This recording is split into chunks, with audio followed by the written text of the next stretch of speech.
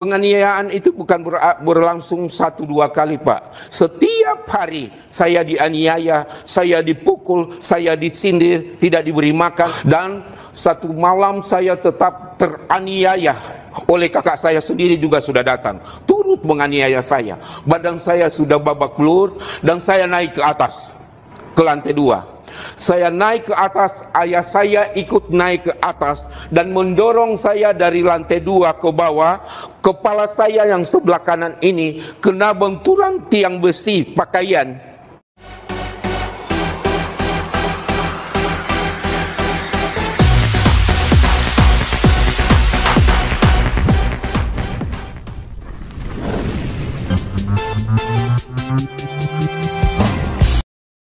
Shalom teman-teman, apa kabar semuanya? Saya berdoa agar kita baik-baik saja dimanapun kalian berada. Semoga Tuhan selalu melindungi dan menyertai setiap teman-temanku. Kali ini teman-teman, saya akan membagikan cuplikan video dan kesaksian yang sangat memberkati, di mana ada seorang sejak lahir, yaitu dilahirkan dari keluarga muslim dan ayah dan ibunya juga adalah seorang haji teman-teman. Dan bagaimana dia menjadi seorang percaya dan menjadi pengikut Yesus, dan bahkan setelah dia diselamatkan dan menerima Yesus sebagai juru selamat pribadinya, dia bahkan seorang gembala atau menggembalakan jiwa-jiwa dan melayani Tuhan di mana-mana teman-teman. Dan bagaimana dia diurapi oleh Tuhan. Mari kita dengarkan dan saksikan bagaimana perjalanannya dan bagaimana cerita dia. Dia juga teman-teman bersaksi di mana juga dia dianiaya dan dia bisa melewati itu semuanya bersama pertolongan Tuhan. Oleh karena itu teman-teman, saya rindu kita melihat dan menyaksikan, mendengarkan kesaksian ini sampai selesai teman-teman. Mari tonton video ini sampai selesai agar rohani kita dan kehidupan kita diberkati lewat kesaksian beliau ini teman-teman. Mari kita saksikan bersama-sama. Kabarnya Pak? Baik-baik. Bisa kasih tahu nama Bapak atau berasal dari mana Pak? Shalom, salam sejahtera, salam khusus kepada Bapak Effendi yang bisa jumpa dengan saya di saat ini. Puji Tuhan, haleluya. Nama saya sebelum menjadi orang Kristen, nama saya Adan Roy Pakaya. Setelah saya menjadi orang Kristen, almarhum pendeta Direkrepi menggantikan nama saya menjadi Stefanus Pakaya. Enak sekali beliau ganti-ganti nama orang. Itu nama baptis Bapak? Iya.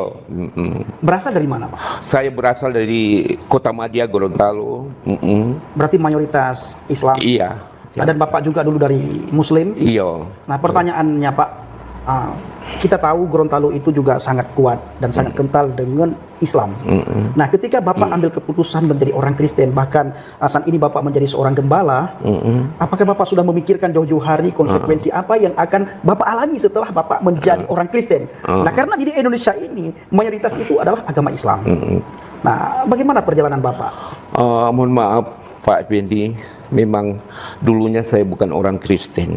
Tapi puji Tuhan, saya merasa anugerah Tuhan itu luar biasa memilih saya menjadi anak Tuhan. Dan saya tidak pernah menyangka menjadi hamba Tuhan, menjadi seorang gembala, menjadi seorang guru sekolah Alkitab. Saya tidak menyangka.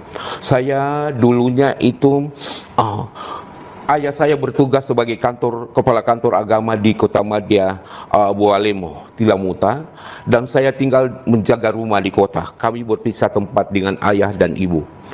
Saya berada di Kota Biau, Kota Selatan, dan saya sementara menuntut ilmu kuliah di Universitas Muhammadiyah semester 7.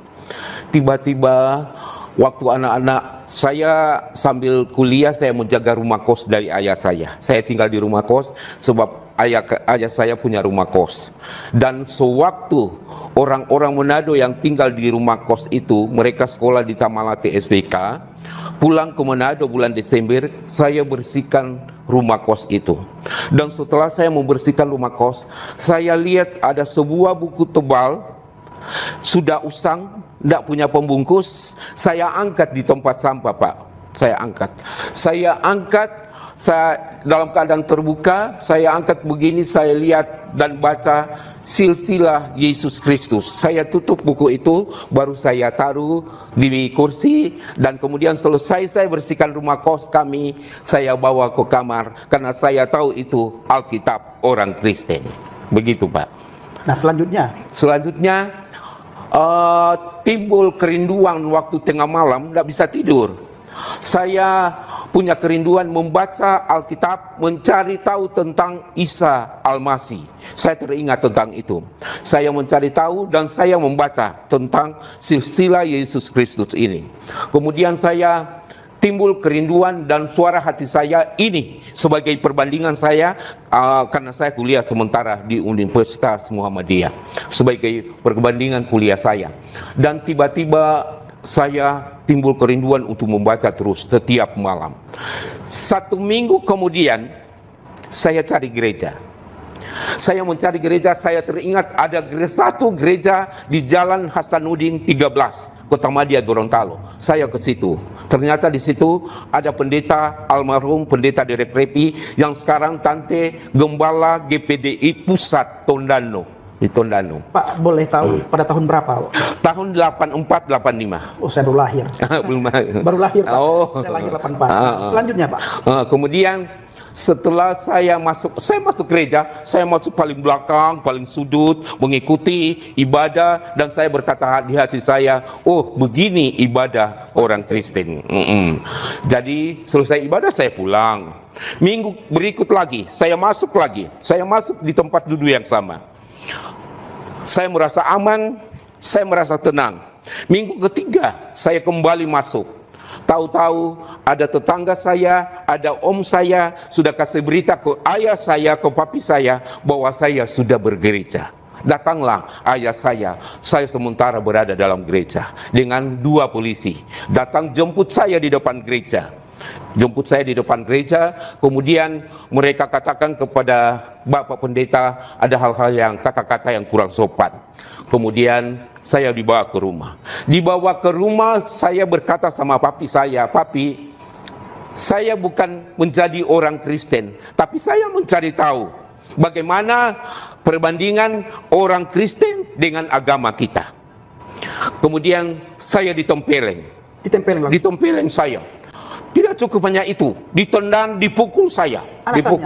Alasannya orang tua saya malu. Tetangga sudah tahu bahwa saya sedang masuk gereja, sementara papi saya, kepala kantor agama, ibu saya haji 2 kali, Fatma Sailani Gobel. Itu yang membuat orang tua malu. Ya, membuat orang tua saya malu. Nah, Pak, sebelumnya ada nggak yang mengajak Bapak untuk beribadah masuk ke gereja? Tidak ada sama sekali. Tidak ada. Satu orang pun tidak ada. Cuma dari hati saya sendiri, waktu dapat terdorong dari dapat Alkitab ini, dan tidak ada dikandung maksud saya menjadi orang Kristen. Tidak, hanya meneliti dan mencari tahu bagaimana cara beribadah orang Kristen. Itu saja. Nah, selanjutnya, Pak, tadi orang tua sempat malu, marah karena dilihat dari status sosial, Bapak juga orang yang punya pangkat ya di daerah itu, bukan orang sembarangan, dan juga ibu sudah pernah naik haji, menjadi hajah ya, 2 kali. Nah, Pak, kira-kira ketika ditendang, dipukul, ditempeleng, ditampar, apa pesan orang tua terhadap? Tidak.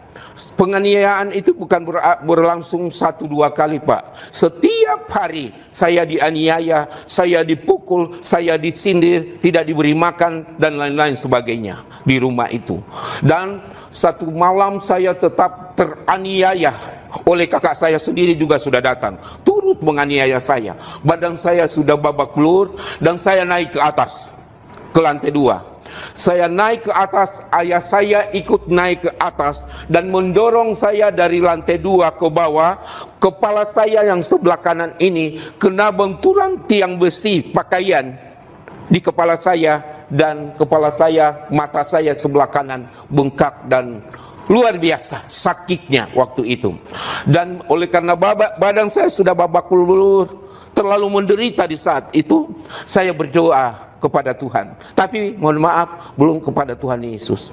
Saya berdoa begini, Tuhan, bagaimana caranya saya harus keluar, saya harus lolos dari penganiayaan ini. Tuhan, tunjukkan hati nurani saya kembali pergi ke gereja. Tiba-tiba hujan keras waktu itu, dan saya melompat dari jendela, saya lari ke pastori. Saya disambut oleh keluarga pendeta di pastori. Waktu itu ada keponakan dari pendeta Derek Repi, namanya Willy Repi. Saya disambut di situ, dan saya perlihatkan badan saya dan mata saya yang sudah bengkak. Pendeta itu berkata kepada saya, kita harus menghindar. Kalau begini terus, kamu celaka. Kita harus ke Manado sekarang juga. Jam 2 malam, kami berangkat dari Gorontalo menuju ke Manado. Di Manado saya dititipkan sama almarhum pendeta Deki Suwatan. Almarhum juga jadi direktur Sekolah Alkitab Purbasari. Saya dititip di sana, dan saya mulai ikut-ikutan menjadi orang Kristen. Waktu mereka berdoa, saya mulai ikut. Padahal belum tahu, Pak. Belum tahu apa-apa. Tetapi saya punya kerinduan supaya saya sembuh dari penderitaan waktu itu. Mata saya sudah bengkak sekali. Kemudian ada doa puasa, saya mulai ikut. Kemudian karena saya semakin berat sakitnya saya dibawa ke dokter umum. Kemudian oleh dokter umum saya dirujuk ke dokter Rares sebagai dokter mata. Di sana dinyatakan mata saya sebelah kanan men 6,5, hanya sebelah kanan. Hampir buta, Pak. Tidak bisa melihat sebelah kanan. Tidak bisa melihat. Dan saya berdoa terus menerus dan bergumul tentang kesehatan saya. Dan pada satu saat hari Jumat ada doa puasa. Saya berdoa dan berpuasa selama 2 hari. Ikut-ikutan dengan satu anak di pastori, dia juga mau puasa 2 hari. Saya ikut puasa 2 hari. Bapak Fendi, saat itu saya berdoa dan saya mulai memperkenalkan diri pada Isa Al-Masih tentang pribadi saya. Karena saya sudah berada di gereja dan dalam situasi dan keadaan yang sulit sekali waktu itu. Saya sakit berat waktu itu. Kemudian dirawat. Kemudian saya berdoa begini, Pak Effendi. Tuhan Yesus, kalau Tuhan jamah, mata saya sembuh, saya jadi orang Kristen dan tidak jadi kembali ke Gorontalo, kembali kepada orang tua saya, kembali kepada keluarga saya. Saya tidak mau. Tetapi kalau tidak sembuh, saya akan kembali menuntut ilmu, kembali kepada keluarga saya. Termasuk kembali ke iman saya. Iya, kembali ke iman saya yang dulu. Dan kemudian pada hari yang kedua, Bapak Effendi, saya memakai kacamata, mata saya terasa sakit sekali. Tetapi saya lepas kacamata saya, tidak terasa apa-apa. Saya tidak merasa sakit. Dalam artian saya dijamah oleh Tuhan Yesus. Haleluya. Dan saya langsung berdoa di saat itu. Saya berlutut di lantai. Saya katakan, Tuhan terima kasih, saya sudah sembuh dan selaka pun saya tidak akan meninggalkan Tuhan Yesus Isa Al-Masih yang sudah menjamah saya, yang sudah menyembuhkan saya, yang sudah memulihkan saya. Haleluya, luar biasa. Pak, ketika mengalami kesembuhan, kan Bapak masih mengalami sakit, dalam kondisi kurang sehat, walaupun mata sudah sembuh. Iya. Bapak pergi lagi untuk tes ke dokter nggak, Pak? Masih. Mata. Iya, tes ke dokter. Pertama kali saya datang, waktu merasa saya sudah dijamah oleh Tuhan, mata saya tinggal men 3. Dari men? Dari 6,5, men 3. 3 hari kemudian selesai. Sembuh. Dokter nggak nanya siapa yang menyembuhkan. Dokter heran, dia bilang kok begini, dokter Ares. Dan Dia begitu heran, dia bilang, baru saya ceritakan, saya ini dari Muslim, bla bla bla begini, baru saya saksikan. Kemudian mereka juga cukup percaya Tuhan Yesus yang sudah menjamah saya. Begitu juga Dr. Umbo. Berbeda organisasi kami dengan Dr. Umbo. Kalau Dr. Umbo dikatakan di Manado itu gereja Gemim, kalau kita GPDI, beliau gereja Gemim, dan beliau mau support saya yang luar biasa waktu itu. Dua dokter ini luar biasa. Seperti pujian ya Pak ya. Tak ku pandang kau dari gereja mana, asal kau berdiri atas firman-Nya. Ya, puji Tuhan. Berlanjut Pak Effendi. Selesai itu saya mulai berdoa. Bagaimana cara saya supaya saya tidak sekedar menjadi orang Kristen. Haleluya. Ini paling penting Bapak Ibu. Setelah seseorang mengalami Hamasyah, mengalami Kristus, itu ada terjadi perubahan yang luar biasa. Bukan saja Yesus Kristus menjadi juru selamat kita. Di saat kita mati nantinya, kita sudah tidak perlu lagi khawatir roh kita kemana. Di masa di dunia saja, Tuhan menjamin kita. Sebagaimana yang baru saja kita saksikan. Bagaimana Bapak Gembala mengalami penyiksaan, sakit. Dokter sudah memvonis mata daripada Bapak Gembala buta. Tapi Tuhan menjamah. Ketika terjadi jamahan Tuhan, seketika mata yang sudah divonis buta bisa terang benderang. Itu kenapa Bapak Ibu? Kuasa Yahweh Rafa menyembuhkan di dalam nama Yesus Kristus. Nah, saudaraku para pencinta channel Injil Habaget, ada banyak sekali hal yang ingin kita gali daripada Bapak Gembala, bagaimana beliau menjadi seorang evangelis, menjadi seorang gembala, sampai akhirnya beliau melayani ke berbagai daerah, Pak. Bahkan saat ini beliau pelayanan di mana, Pak? Papua Biak, Biak Papua. Biak. Nah, 30 tahun. Sudah 30 tahun. Nah, Bapak Ibu, para pencinta channel Injil Habaget, nantikan video kami yang berikutnya yang sangat luar biasa kesaksian daripada Bapak Gembala. Dan saat ini Bapak Gembala lagi membangun di daerah Papua ya Pak? Biak, Papua. Daerah Biak. Tadi Bapak Gembala di tempat ini memberitahukan saya beliau butuh keyboard. Nah, kebetulan ada salah satu subscriber yang memberkati Habaget gitar Pak. Di tempat kita ada gitar. Mungkin beberapa hari ke depan saya akan bawakan gitar ke tempat Bapak. Dan kita akan bercerita lagi bagaimana Bapak mengambil keputusan setelah Tuhan jamah. Hampir buta, sembuh total. Terima kasih Pak. Terima kasih Pak Effendi. Tuhan Yesus memberkati. Terharu sekali. Tuhan baik. Tuhan baik. Nah, itulah dia teman-teman, kita sudah mendengarkan kesaksian Bapak ini dan dia sangat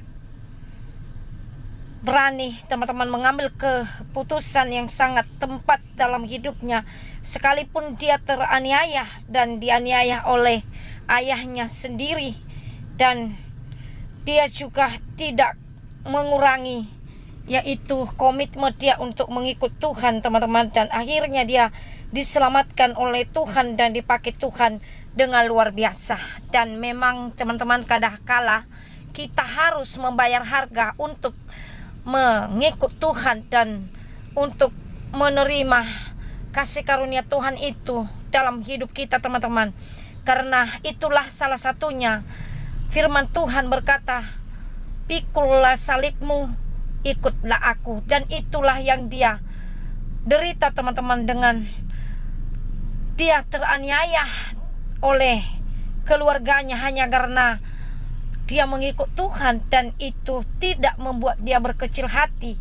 Bahkan hal itu membuat dia tambah giat dan tambah mencari Tuhan sampai dia temui keselamatan itu hanya ada di dalam Yesus. Oleh karena itu teman-teman, mari kita jangan mau kita kendor, jangan mau kita kalah. Kalau tadinya kita memiliki kasih dan semangat yang luar biasa di dalam Yesus, tetapi sekarang tidak, mari bangkitkan kembali. Mari datang kepada Tuhan. Apapun masalah saudara, apapun pergumulan saudara, mari bangkit dan datang kepada Tuhan. Percayalah, kalau mujizat Tuhan terjadi bagi Bapak ini dan pertolongan Tuhan tempat pada waktunya, percaya juga bagi kita juga Tuhan pasti melakukan yang lebih besar daripada itu teman-teman. Apapun masalah kita, apapun kerinduan kita, percayalah Nah, itulah dia teman-teman, kita sudah mendengarkan kesaksian Bapak ini, dan sampai sini yang saya bisa bagikan teman-teman. Kiranya video ini dapat memberkati rohani kita dan dapat membuat kita lebih lagi giat mencari Tuhan dan bermanfaat bagi kita semuanya. Sampai jumpa di video yang berikutnya. Tuhan Yesus memberkati kita semuanya. Shalom.